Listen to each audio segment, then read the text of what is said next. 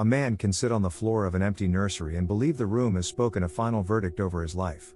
Twilight presses against the window. The gray sky gives no answer. Fresh paint still hangs in the air. There is no sound, except the mind making noise out of what should have been.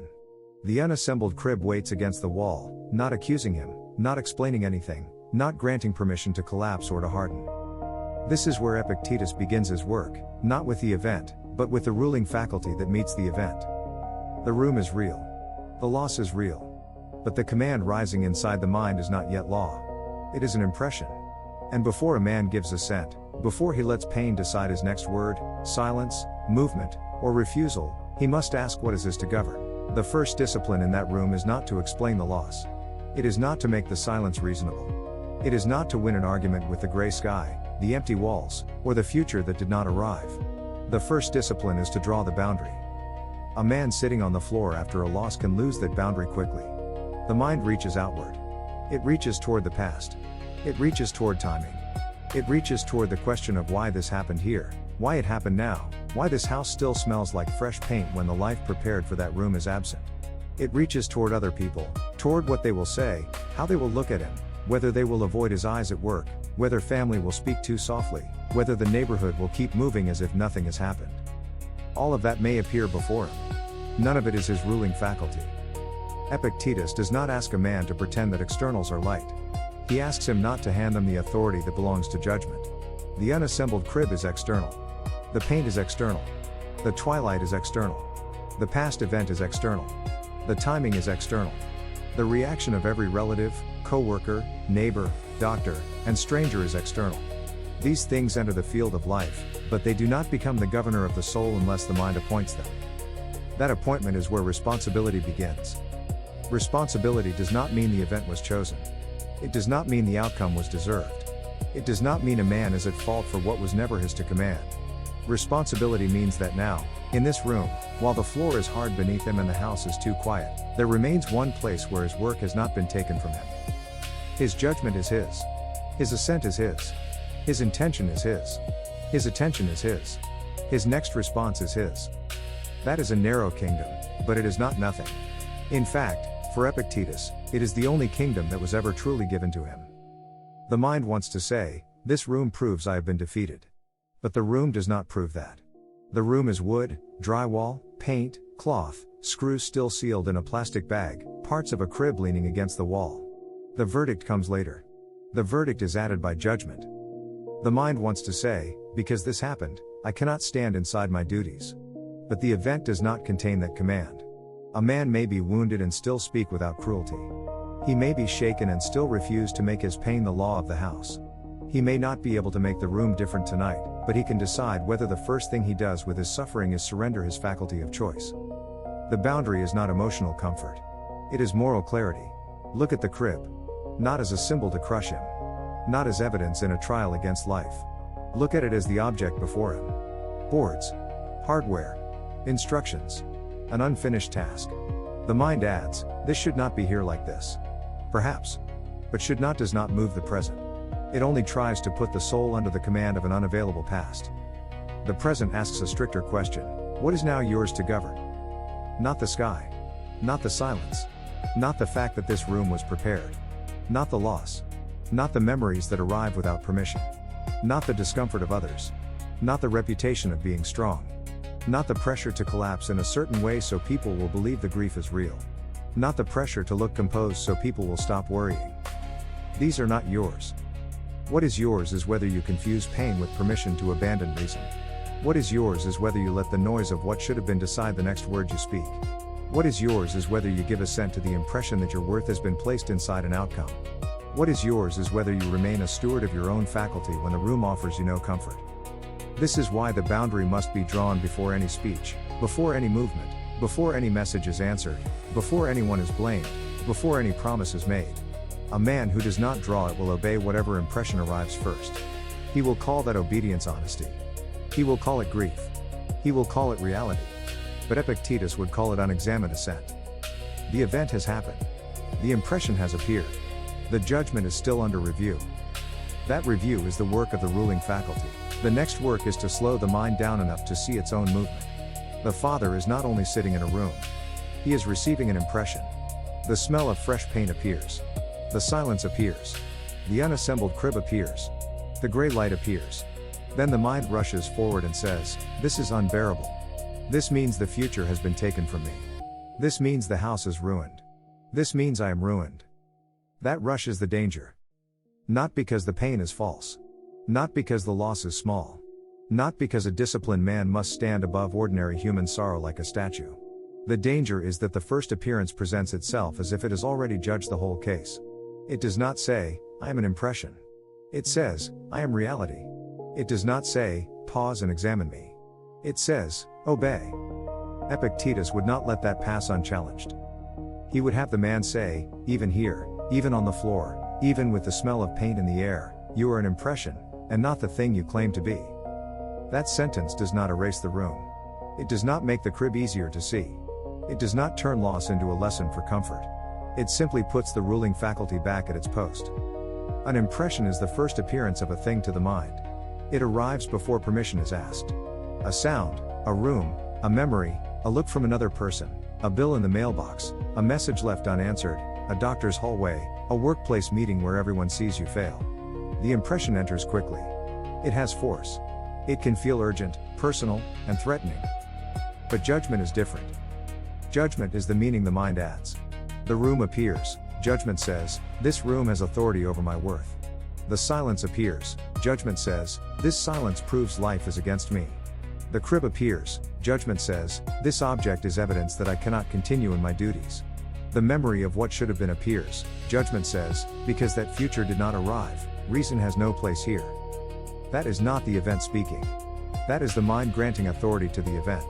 Assent is the final step. It is the yes. It is the inward agreement. It is the moment the man stops examining and begins obeying. He assents when he says, "Because I hurt, I may speak cruelly."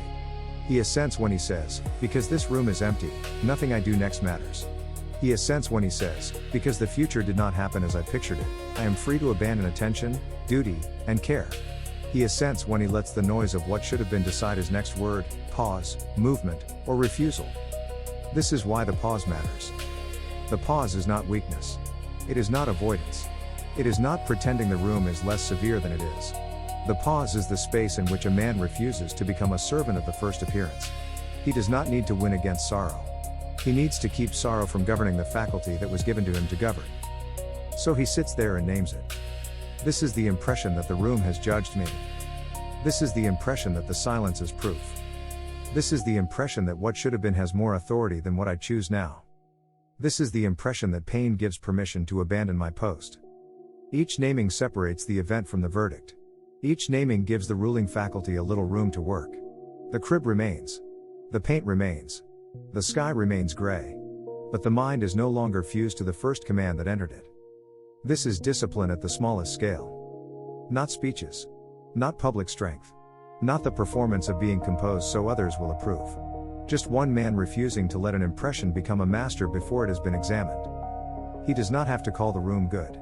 He does not have to call the loss acceptable. He does not have to dress pain in noble language. He only has to guard the place where yes and no are still his. Because once assent is given, conduct follows. Words follow. Habits follow. A harsh sentence to someone who came to help. A silence used as punishment. A refusal to answer the ordinary duties of the day. A surrender of attention to the mind's repeated argument with what cannot be changed. But before all of that, there is still the faculty that can say, "Wait. This is an impression. Let it be examined." That is not comfort. That is command. That command must be practiced in the room where the impression is strongest. Ascesis is not theory held at a safe distance. It is training under pressure. It is the work done while the fresh paint still has its smell, while the crib still leans unfinished against the wall, while the house remains too quiet, while the mind keeps rehearsing the life that did not enter the room. The Father does not begin with a grand resolution. He begins with a smaller act. He does not move until he knows why he is moving. That is training. He notices the impulse to stand up and leave the nursery as if distance could settle judgment. He notices the impulse to stay on the floor as if stillness could punish the world. He notices the impulse to pick up one piece of the crib and throw himself into action so he will not have to examine the impression. He notices the opposite impulse, to refuse every ordinary duty because the room has become a court where nothing is allowed to continue. None of these impulses are yet decisions. They are material for examination. The first exercise is attention. He places his attention on the unassembled crib, not to make it sacred, not to make it an enemy, but to make it plain. One side rail. One bag of screws. A paper instruction sheet. A piece of furniture never completed. The mind wants to turn it into a sentence. This proves what life has done to me. The ruling faculty answers, no. This is an object. The sentence is mine. That distinction is the beginning of strength. The second exercise is naming. He names the impression without giving it command. This appears unbearable. Not, this is unbearable. This appears to make duty impossible. Not, duty is impossible. This appears to have authority over my future. Not, my future has been judged. The difference may look thin from the outside, but inside the faculty it is the difference between custody and surrender. The third exercise is delay. He does not have to answer every message. He does not have to explain himself to every relative. He does not have to perform dignity for the neighbors or visible collapse for those who think grief must have a certain shape. He does not have to decide tonight what this room will become. He may pause. He may let the first wave pass without building a law out of it. Delay is not refusal of duty. Delay is the guard at the gate of assent. The fourth exercise is the next governable action. Not the whole life. Not the whole future. Not the meaning of the loss. One action. He can set the phone face down before he answers in anger. He can drink water without turning that act into a betrayal. He can stand, open the window, and let the paint smell thin out. He can place the crib instructions on the dresser instead of leaving them scattered under his hand. He can tell someone in the house, I am not ready to speak, but I will not use silence as a weapon. These are not heroic gestures. They are better than heroic gestures. They are exact. Ascesis trains the faculty to prefer what is right over what is dramatic. A dramatic mind wants a total answer. It wants a final identity, broken, cursed, abandoned, ruined, exempt. It wants the room to define the man so he no longer has to examine each assent. But Stoic practice refuses that inflation. It says, the event is heavy, but it is not the measure of your choice. The room is silent, but it is not your master. The past is fixed, but your present assent is still under discipline. This is why repetition matters. The impression will not appear once and then leave forever. It will return when he sees the crib again. It will return when someone asks a clumsy question. It will return at a grocery store, in a workplace meeting, at a red light, in the middle of an ordinary bill arriving in the mail. Each return exposes the same habit, the mind trying to grant an external more authority than examine judgment. So he practices the same order. See the impression. Name it. Separate event from verdict. Refuse hurried assent. Choose the next action that belongs to character. In this way, the empty nursery becomes not a place where reason is defeated, but a place where reason is required. When the ruling faculty has drawn the boundary, conduct becomes possible again. Not easy. Possible. A man does not return to duty because the room has stopped hurting. He returns because duty was never waiting for comfort to give permission. The house may still be quiet. The crib may still be unassembled. The smell of fresh paint may still strike him every time he passes the doorway. But none of these can decide whether he becomes careless, unjust, cruel, negligent, or false. They can press upon him. They cannot command him unless he gives assent. This is where many people misunderstand Stoic responsibility. They think responsibility means carrying blame for the event. That is not the teaching. The event is outside the will. The timing, the outcome, the past, the vanished expectation, the way other people react, the way the weather hangs over the house at twilight, these are not his to govern. But the next sentence is his. The next silence is his. The next movement of the hand is his. The next duty he refuses or fulfills is his. He may need to tell someone, I cannot talk about this now. That can be done with order or with contempt. He may need to step out of the nursery. That can be done as a disciplined pause or as a flight from examination. He may need to answer a message from work, from family, from a neighbor who does not know what to say. That answer can be brief and honest, or it can become a place where pain looks for a target. Epictetus would bring the man back to this plain question. What role is before you now? Not the role imagined months ago. Not the role pictured when the room was painted. Not the role built around a future that did not arrive. The role before him now. A husband, perhaps. A son. A brother. A worker. A neighbor. A man standing inside a house where others may also be shaken, confused, and unsure how to speak. Duty does not ask him to perform strength. It asks him not to betray character. There is a difference. Performing strength worries about reputation. It asks, how do I look? Do they think I am steady? Do they think I'm broken? Am I grieving in a way that will be accepted? That is slavery to other minds. It puts the ruling faculty in the hands of spectators. Character asks a cleaner question. What is the right action available now? Maybe the right action is to speak less. Maybe it is to stop before answering sharply. Maybe it is to put one crib board back against the wall so no one trips over it in the dark. Maybe it is to close the nursery door without making the closing of the door into a verdict against life. Maybe it is to sit at the kitchen table and pay the bill that still has to be paid. Maybe it is to tell someone, I heard you. I do not have an answer, but I heard you. These actions do not solve the loss. They do not explain it. They do not make the room complete. But they protect the faculty that must live with what happened. That protection is moral work. The mind will try to make an exception. It will say, this is different. This pain authorizes anything. This room releases me from measure. That is the old habit exposed under pressure. It gives an external more authority than choice. It treats suffering as a license to abandon the very faculty that can still distinguish just from unjust, careful from careless, true from false. A man should not agree too quickly. He can say, pain is present, but it is not my ruler. Loss is present, but it is not my judge. The room is empty, but my conduct is not empty.